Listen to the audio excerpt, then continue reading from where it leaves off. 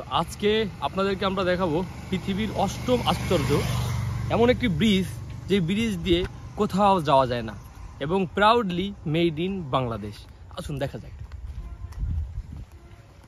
এবং আমরা দেখতে পাচ্ছি যে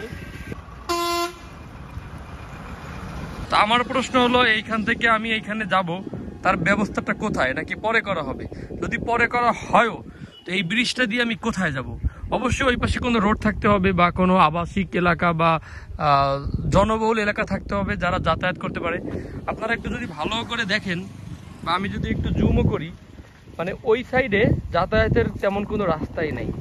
তো এখন ধান খেতে যাওয়ার জন্য এত চমৎকার একটা ব্রিজ তৈরি করার জন্য আমরা এর সাথে সংশ্লিষ্ট কর্মকর্তাদেরকে ধন্যবাদ জানাই যে কৃষকদের কথা ভেবে, মানে ধান খেতে যাওয়ার জন্য শুধুমাত্র একটা ব্রিজ, কিন্তু কথা হচ্ছে যে ওইখান থেকে ব্রিজের ওই প্রান্ত থেকে ধান খেতে লাফ দিয়ে কিভাবে যাবে, এইটা হলো আমাদের একটা প্রশ্ন, এটা আমরা জানতে চাই। যাই হোক, এটা হলো অষ্টম আশ্চর্য।